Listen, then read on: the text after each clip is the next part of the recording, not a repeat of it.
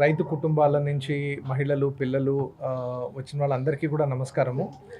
అలాగే వడ్డే శోభనాద్రీశ్వరరావు గారు మనందరికీ కూడా మార్గదర్శిగా రైతు ఉద్యమ నాయకులుగా ఉన్న వడ్డే శోభనాద్రీశ్వరరావు గారు, జమలయ్య గారు, లక్ష్మణ స్వామి గారు, అందరికీ నమస్కారము. ఈరోజు ఇప్పటిదాకా మాట్లాడుకుంటున్నట్టుగా రైతు ఆత్మహత్య చేసుకోవడం అనేది అది కేవలం ఒక రైతు యొక్క వ్యక్తిగత సమస్య కాదు, ఆ రైతు కుటుంబం యొక్క వ్యక్తిగత సమస్య కూడా కాదు.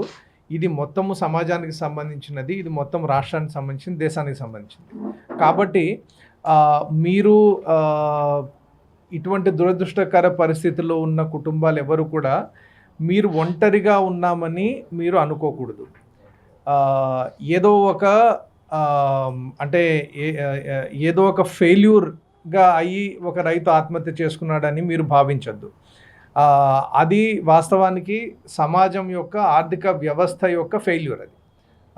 కాబట్టి అది మీ ఫెయిల్యూర్ కాదు. కాబట్టి మీరు గౌరవంగానే ఉండాలి. ఏదో మన చేత కాదు కాబట్టి ఇటువంటి పరిస్థితుల్లో పడ్డాము అనేది మీరు అనుకోవద్దు. ఎందుకంటే ఈ సమస్యలన్నీ కూడా వ్యవస్థాగతంగా ప్రభుత్వాలు, విధానాలు పరిష్కరించవలసిన సమస్యలు. ఇప్పుడు ఒక రెండేళ్ళు కరువు వచ్చింది, పంట ఎండిపోయింది అంటే అది ఎవరిది బాధ్యత? వాతావరణం అనుకూలించలేదు, వడగళ్ళ వాన పడింది, లేకపోతే భారీ వర్షాలు పడ్డాయి, పంట నష్టమైంది అంటే ఎవరిది బాధ్యత? అది ఆ వ్యక్తిగత రైతు బాధ్యత కాదు. సో ఇది మనము గట్టిగా నమ్ముతున్న విషయము, గట్టిగా ప్రభుత్వానికి కూడా చెప్తున్న విషయము. కాబట్టి ఈ మన చేతిలో లేని కారణాల వలన సడన్గా మార్కెట్లో ధర పడిపోతుంది, మనకి సరైన ధర రాదు. ప్రభుత్వం కనీస మద్దతు ధర ప్రకటిస్తుంది, కానీ ఆ కనీస మద్దతు ధర రైతులకు రాదు. సో ఇవన్నీ ఎవరిది బాధ్యత? అది ఆ వ్యక్తిగత రైతు బాధ్యత కాదు, ఇది ఒక వ్యవస్థ బాధ్యత, ఇది ప్రభుత్వం బాధ్యత. కాబట్టి అందుకనే మేము గట్టిగా డిమాండ్ చేస్తున్నది ఎప్పటి నుంచో కూడా ఆ ప్రభుత్వమే బాధ్యత తీసుకొని ఈ కుటుంబాలకి సహాయం చేయాలి అనేది. కాబట్టి దాని గురించి మన పోరాటం మనం కంటిన్యూ చేద్దాము. కానీ అది వచ్చినా రాకపోయినా కూడా మొట్టమొదటిది ఏంటంటే మీరు చాలా ఆత్మగౌరవంతో ఉండాల్సిన అవసరం ఉంది. ఎందుకంటే ఒక ఆత్మగౌరవం కోల్పోయినప్పుడు మనకి ఒక నిస్సహాయత, మనం ఎట్లాగ ఎదుర్కోవాలి అనే రకమైన ఇది వస్తుంది. ఇందాకనే అక్క తన పేరు నేను గుర్తులేదు, అంటే మొదట్లో ఇక్కడికి వచ్చి మాట్లాడినప్పుడు ఒక రకంగా కళ్ళ నీళ్ళు పెట్టుకొని సరిగా భావోద్వేదానికి గురైంది, సరిగా మాట్లాడలేకపోయింది. కానీ అందరూ మాట్లాడడం విన్న తర్వాత తనే వచ్చి మైక్ తీసుకొని కూడా గట్టిగా చెప్పింది ఏ రకంగా ప్రభుత్వ అధికారులు మమ్మల్ని తిప్పించుకున్నారు, ఆ వ్యవస్థ సరిగా పనిచేయట్లేదు, మా ఊరికి కూడా అధికారులు రావట్లేదు, నేను ఆర్డీఓ ఆఫీస్ చుట్టూ తిరిగాను, అవన్నీ తను చెప్పుకుంది. సో ఏదైతే మార్పు ఉందో అది మనకి కావాలి. అంటే మనం గట్టిగా ప్రశ్నించాలి. ఈ విధంగా ఇట్లాంటి పరిస్థితుల్లో ఉండడం అనేది మన తప్పు కాదు. కాబట్టి మనకి ఏదైతే సహాయం అందాలో అది మా అందరం పోరాడతాము అనే ఒక అటువంటి స్ఫూర్తితోటి మీరు అందరూ కూడా ఉండాలనేది మేము కోరుతున్నాం.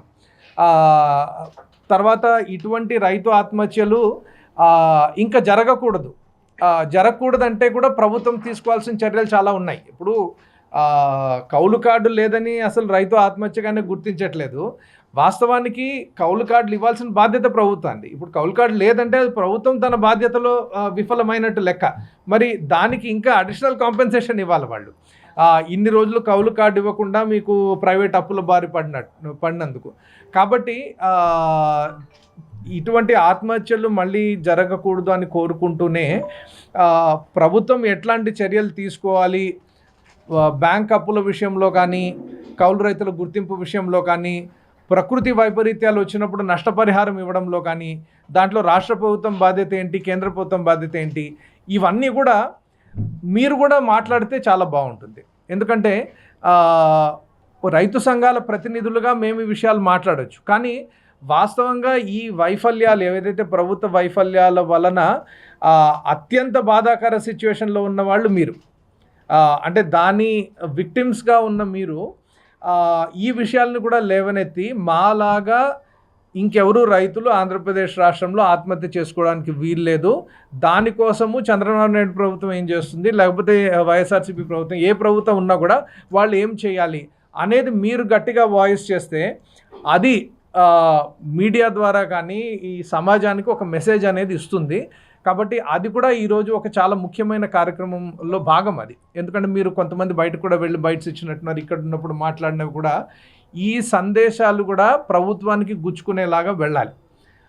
ఒకవైపు మీ కుటుంబంకి ఒక ఆర్థిక సహాయము, తర్వాత ప్రభుత్వ సహాయం గురించి పోరాడుతూనే ప్రభుత్వ విధానాలు మారడానికి కూడా మన వాయిస్ గట్టిగా వినిపించాల్సిన అవసరం ఉంది. కాబట్టి మీరు ఒక పోరాటంలో భాగంగా ఉన్నాము అని అనుకోండి. మీతో పాటు చాలామంది ఉన్నారు. ఇక్కడ ఓన్లీ 17 కుటుంబాలు ఉన్నాయి. వాస్తవానికి మేము ఆంధ్రప్రదేశ్ రాష్ట్రంలోనే అంటే వివిధ ప్రాంతాల్లో వివిధ మా సంఘంలో భాగంగా కనీసం ఒక 1000 కుటుంబాలనైనా కూడా ఆంధ్రప్రదేశ్ రాష్ట్రంలో మనం టచ్ చేసి ఉంటాం గత 10 ఏళ్లలో. అది అనంతపూర్ జిల్లా కావచ్చు, కర్నూలు జిల్లా కావచ్చు, ఉత్తరాంధ్ర కావచ్చు, పల్నాడు కావచ్చు, గుంటూరు. సో అంటే ఇంత పెద్ద సంఖ్యలో ఉన్నాం కాబట్టి మనం ఒంటరిగా ఫీల్ అవ్వకూడదు. మనం కలిసి గట్టిగా గొంతెత్తితే తప్పనిసరిగా ప్రభుత్వం వినాల్సి వస్తుంది అనే ఒక ధైర్యంతో మనం ఉందాము. జమలయ్య గారు చెప్పినట్టుగా మనము తప్పనిసరిగా అప్పులు గురించి వేధింపులు, అంటే అప్పుల గురించి వేధింపుల వల్లనే ఆత్మహత్య జరిగింది. తర్వాత కూడా మళ్ళీ అప్పుల గురించి వేధింపులు అనేది జరగకూడదు, అది ఆగిపోవాలి. సో దీని గురించి తప్పనిసరిగా బ్యాంకుల వాళ్ళు కానీ, సహకార బ్యాంక్ కావచ్చు, లేకపోతే ఎవరైనా ఇప్పుడు డీలర్లు కానీ, ఏజెంట్లు కానీ, ఫైనాన్స్ సంస్థలు కానీ ఎవరైనా మీకు అప్పు ఇచ్చి ఉంటే వాళ్ళు మళ్ళీ వేధింపు గురి చేస్తుంటే తప్పనిసరిగా మీరు సంఘాల దృష్టికి తీసుకురండి. అది రైతు సంఘం అవ్వచ్చు, రైతు స్వరాజ్య వేదిక అవ్వచ్చు, సంఘాల దృష్టికి తీసుకురండి. తప్పనిసరిగా ఆ బ్యాంకుల వాళ్ళు మళ్ళీ వేధింపులు చేయకుండా ఉండేలాగా మనము చర్యలు తీసుకుందాము. కాబట్టి మీరు ధైర్యంగా ఉండండి, అది ముఖ్యమైన ఉద్దేశము. తర్వాత ప్రభుత్వ విధానాలకు సంబంధించి వడ్డే గారు చెప్పినట్టుగా అప్పులు పెద్ద పెద్ద పారిశ్రామికవేత్తలకు హెయిర్ కట్ అంటున్నారు. అంటే చాలా తమాషా అయిన పదం.